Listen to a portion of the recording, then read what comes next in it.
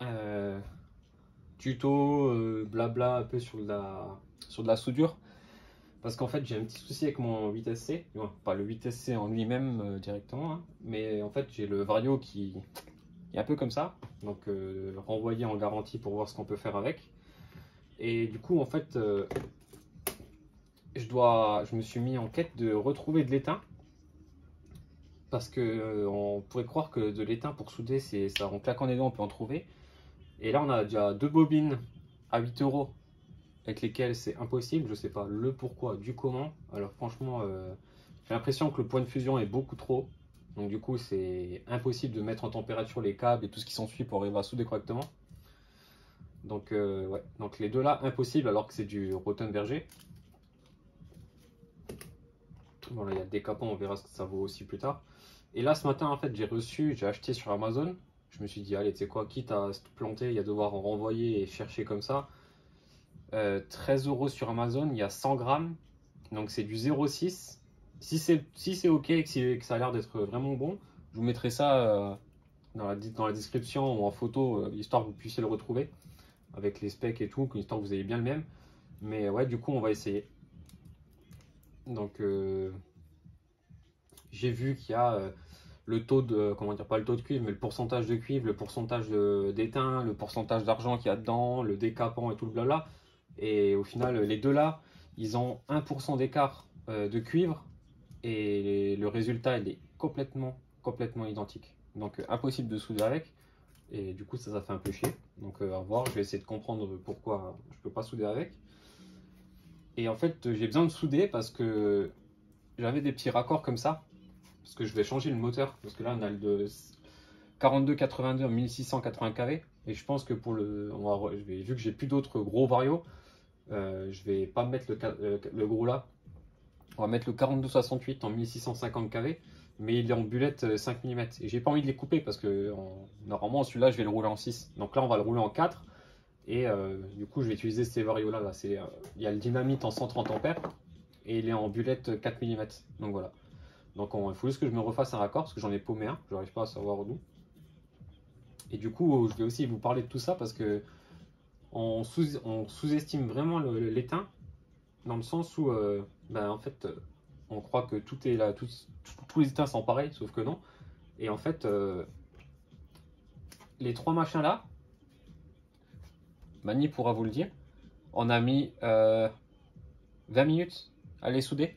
Et si on voit les soudures, c'est un peu galère parce qu'en fait, l'étain était vraiment pas ouf du tout. Donc du coup, on a miséré au Val d'Argent pour les souder. Alors il y avait un petit peu de vent, mais bon. De là à dire que c'était que ça qui foutait le Bronx, voilà. Mais après, je crois qu'ils ont réussi avec de l'étain qui venait de quelqu'un d'autre et finalement c'était bon. Donc comme quoi l'étain est vraiment important. Mani, si c'est bon, je t'enverrai un rouleau, hein, comme ça tu pourras dépanner les gens de nouveau. Bon, je pense qu'il en a trouvé d'ici là, mais c'est juste pour la vanne. Donc voilà, donc on va essayer ça. Lui, il est déjà en train de chauffer tranquillement. Là, on a les petites cosses. Donc on va se préparer ça. Je vais juste baisser encore un peu le son, histoire que je me fasse pas couper toute la vidéo. Alors, il me faut femelle,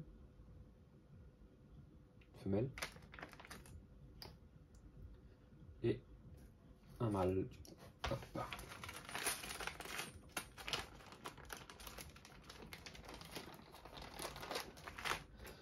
Et vu que là, en plus, ça va plus me... ça, c'est... Ça, c'est un chien qui peut aller dessus. Ah, ça peut être poule. Ça, celui-là, je vais le garder. Écoute, on va couper là-dedans. Voilà, j'ai coupé là-dedans et on va se faire le...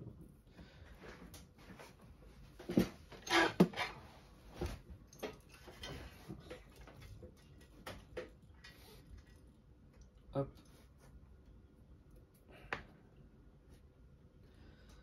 Enfin, prenez-vous le temps à chaque fois de bien préparer votre plan de travail. Surtout là, histoire que tout soit bien calé. Que quand vous allez un peu appuyer dessus, il n'y a plus rien qui se promène. Hop. Voilà. Donc là, on est bon. Toi, tu viens là. Là, pareil, pas besoin de dénuder 15 km. Allez, voilà. C'est déjà même trop d'ailleurs.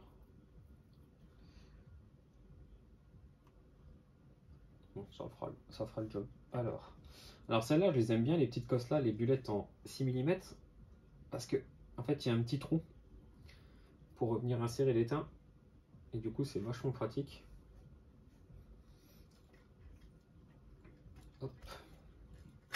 Allez. Hop. Comme ça.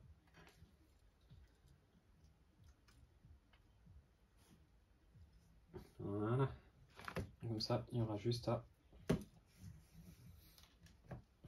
Enfin bon, je vais pas avoir la bobine complète dans les pattes.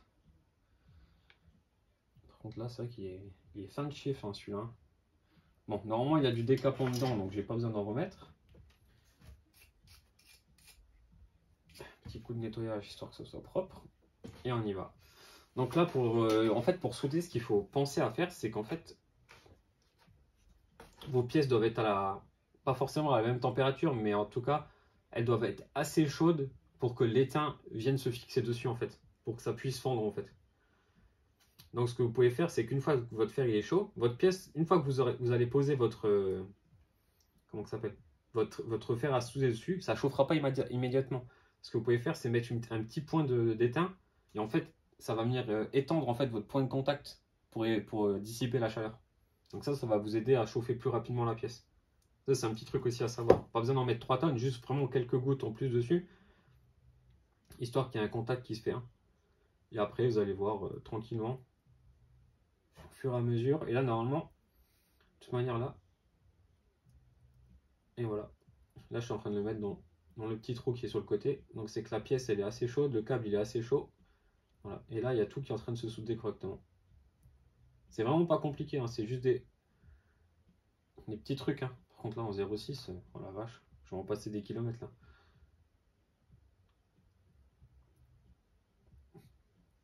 Alors, ça sert à rien de faire vomir la pièce, il faut juste que ça soit à peine rempli pour que vous ayez comment ça s'appelle, pour que le contact se fasse sur tout le câble.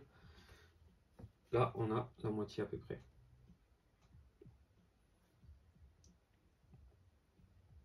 Et je pense que cet étain-là, bah d'ailleurs, je suis en train de percuter, mais en fait, ça va hyper vite là. Donc, en fait, ouais, donc l'étain-là, je pense que ça va le faire. Je verrai bien à l'aspect. En fait, j'ai fait ça comme si c'était naturel, mais en fait, c'est vrai que je devais tester aussi l'étain. Ouais, il y a un peu de décapant. Il n'y en a pas des masses, mais il y en a. Donc là, ça va hyper vite. Donc ouais, je pense que là, donc ça s'appelle le point de fusion de l'étain là, il doit être beaucoup plus bas que ce que j'ai là. Du coup, ça va hyper vite et c'est beaucoup plus simple. Hein. Là, ce que j'avais avant, honnêtement, alors je dis pas que je suis un professionnel de la soudure, mais c'était impossible. Franchement, c'était impossible. Je faisais que des trucs dégueulasses alors que j'ai le fer à souder qui allumait toutes les semaines et je passe mon temps à faire de la soudure dans tous les sens, que ce soit pour mes câblages électriques, pour les faisceaux de lumière ou pour les moteurs ou pour n'importe quoi. Il est allumé toutes les semaines et j'ai l'habitude de souder, mais là, ce qui me restait comme étain, c'était plus la peine. Donc il fallait vraiment que j'en trouve pour que je puisse faire ce que j'avais à faire. Là, on est bon. Alors là, par contre, là, ça va, c'est encore pas trop chaud.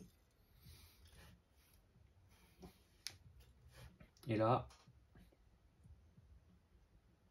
on est vraiment bien. Alors l'arrière, ça manque encore un petit peu.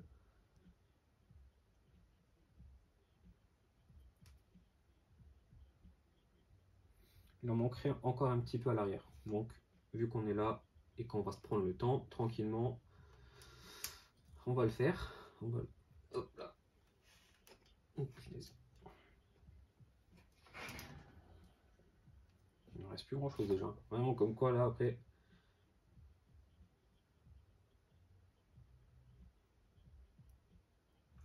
Voilà.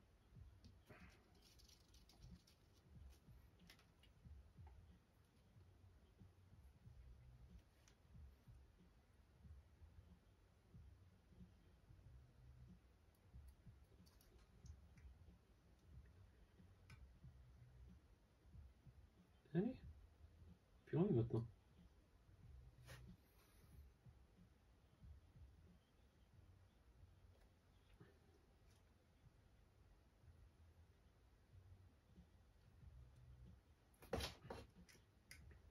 Là, j'avais fait une belle soudure devant, et là maintenant, ça y est, tu commences déjà à me faire des... Ah, ça y est, ça chauffe. Ouais, elle était un peu trop refroidie déjà.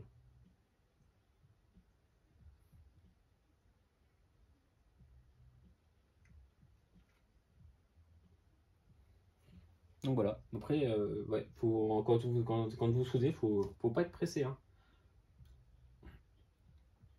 C'est le meilleur moyen de faire quelque chose de pas très propre. Là. N'hésitez pas aussi à faire chauffer, comment dire, pas faire chauffer, comment dire, nettoyer votre panne assez souvent.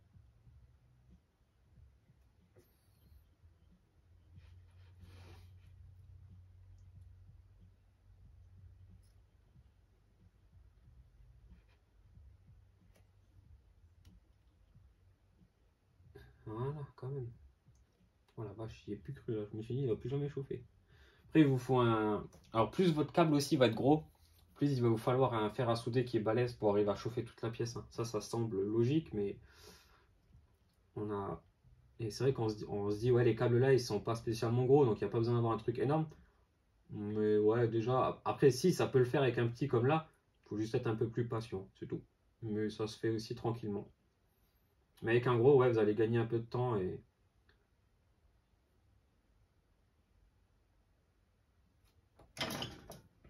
Donc là, ce que j'ai fait le dernier, c'était pas ouf, hein.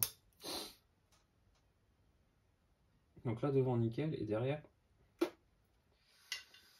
Pourquoi? Est-ce que c'est parce que ça va pas assez chauffer?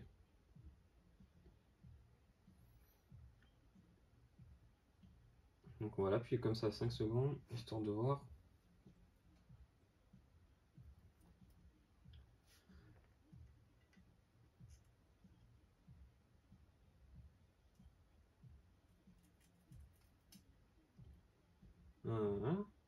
Voilà, faudra faire, c'est juste pas chauffer assez. Voilà, et là on n'est pas trop mal. Juste en milieu. C'est ça. Et là, vous allez voir, quand votre pièce elle est assez chaude, l'étain coule dessus en fait. Dès que la ferraille avec laquelle vous voulez souder, je crois que c'est ça, bon, je crois que c'est même de la brasure, mais bon, on va dire souder, hein. Quand la pièce est assez chaude, votre étain va couler dessus en fait. Il va limite être, on aura l'impression qu'il va être absorbé par la pièce en fait. Il va vraiment couler dessus naturellement. Et quand c'est pas soudé, c'est même pas collé dessus. Voilà. Et là, je vais vous montrer du coup. J'espère que ça va le faire. Ouais, non, là, on y est. À la manie. Hop là. Il faut arriver à faire le truc. Et là, vous allez voir, juste au-dessus, là, il y a un petit point d'étain sur la cosse. Et puis au-dessus, en fait. Et j'en avais tout le long. Mais en fait, ici, ça n'avait pas assez chauffé. Donc, du coup, ça va pas coller dessus correctement. Tandis que là, c'était hyper chaud encore. Et du coup, ça a collé. Donc voilà. Et bah d'ailleurs, même, on voit que ça. Ici, ça a bien chauffé déjà. Donc voilà. Là, on a une des soudures qui est faite. Rien de spécial, hein. Bon. Si ça peut aider quelqu'un à réussir à souder. On est quand même à 13 minutes pour souder juste ça. Il va falloir s'activer, hein. On va s'endormir là. Alors là.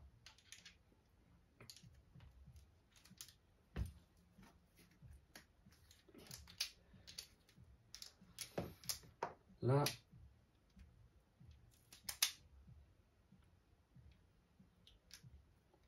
Là on est pas mal. Et est-ce que. Okay. Alors là, ça va être un petit peu plus. Ça va être un peu plus light. Parce que le câble est un poil plus large que la cosse, que la fiche. Donc là, ça va être vraiment juste pour le souder. Bon, juste, non, ça va le faire, mais il faut juste pas trop se presser et bien mettre les poils dans le bon sens.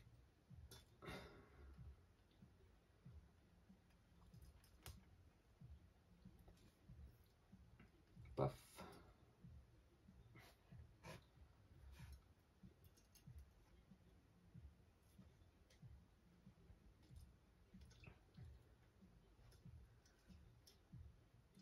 Et là, j'arrive plus à le serrer, c'est ça?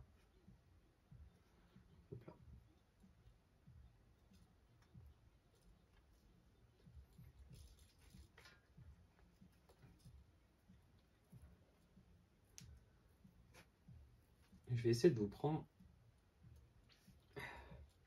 et de vous mettre là juste devant, histoire que vous voyez en live comment que ça va se faire.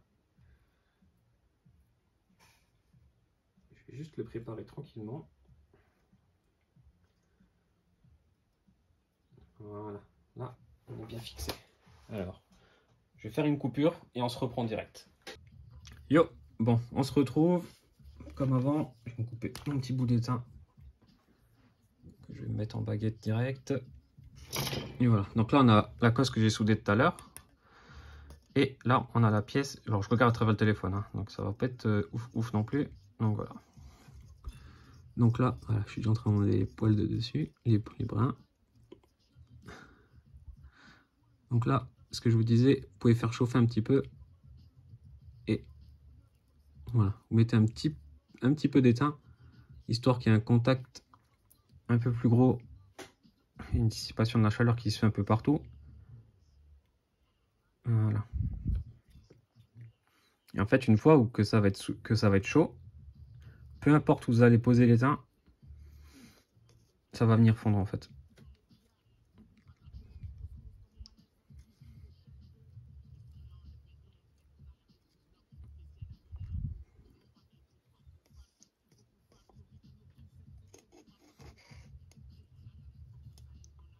Donc là, vous n'avez pas besoin de forcément y avoir accès avec l'étain. Voilà.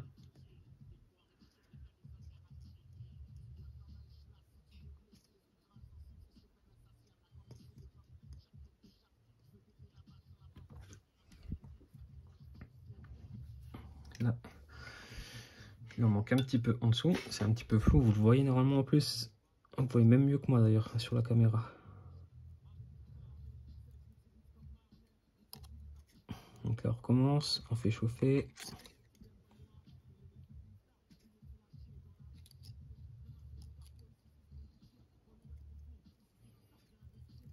Vous voyez, ça fond comme du beurre. Voilà. Il y en a un petit peu beaucoup, mais ça va. Voilà. Nickel là. Donc voilà. Donc après, ouais, c'est pas. Il y a des pros qui feront ça 100 fois mieux que moi, hein.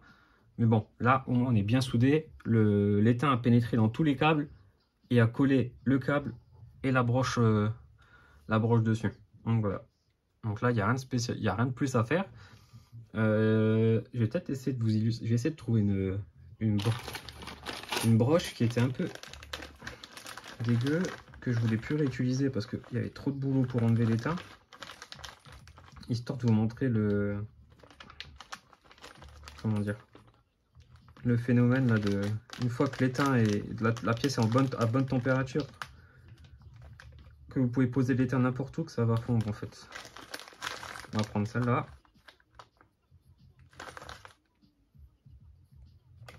Voilà. Alors ça, attention parce que ça va être chaud du coup. C'est chaud l'autre côté, jusqu'à l'autre côté déjà.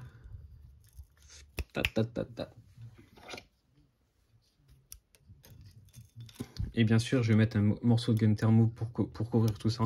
What the? Je dis que c'est chaud, je le prends avec l'autre main.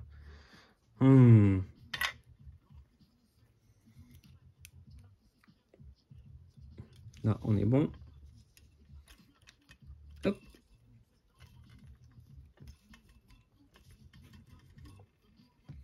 Donc là, je vais poser le fer à souder dedans. Donc là, il y a encore un petit peu d'étain, donc ça va aller relativement vite. D'ailleurs, je vais mettre le petit morceau là, histoire que ça s'accélère. D'ailleurs, normalement, on vous aura même dit que, comment dire, il faut étamer vos deux pièces. Ça, c'est pas faux. Ah. Voilà, on refait la petite mise au point. Donc voilà. Donc là, je pense que la pièce, elle est assez chaude. Donc, je suis un peu décalé. Voilà, ça sera plus sympa pour tout le monde. Et là, en fait, ce que je vous disais. Alors, voilà. Vous voyez que là, voilà. Là, ça va même tenir en fait. Là, ça va tenir parce que la pièce est chaude.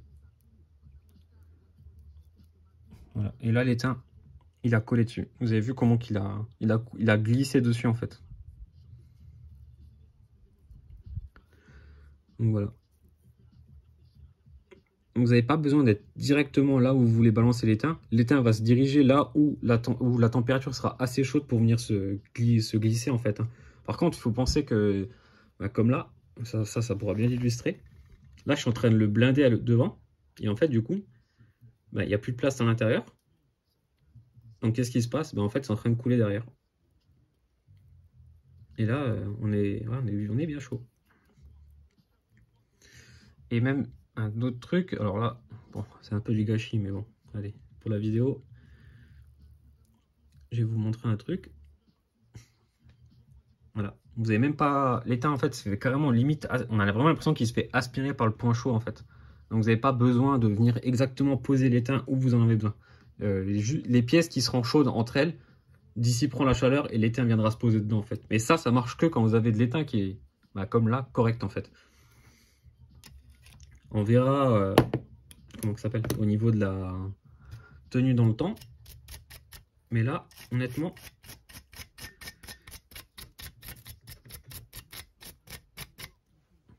alors là, il y a deux techniques. Moi, j'utilise ça et ça va très bien. Donc, pièce chaude et un petit coup de brosse tout le tour pour dégager les gorges pour pouvoir le refixer dessus. Alors, on n'enlève pas 100% de l'étain. Mais par contre, il y a assez pour pouvoir réutiliser la cosse après. De nouveau, la mise à jour, elle se fait pas. Voilà, la mise à jour, la mise au point. Donc voilà, donc des petits tutos, un petit blabla sur l'étain. Si ça peut servir à quelqu'un, ça va être cool. Je pense qu'on va s'arrêter là, ça fait déjà 20 minutes. On va se reprendre direct une petite vidéo. On va se reprendre sur une autre vidéo pour faire le montage directement sur le 8SC. Allez, à toutes les gars. Ciao.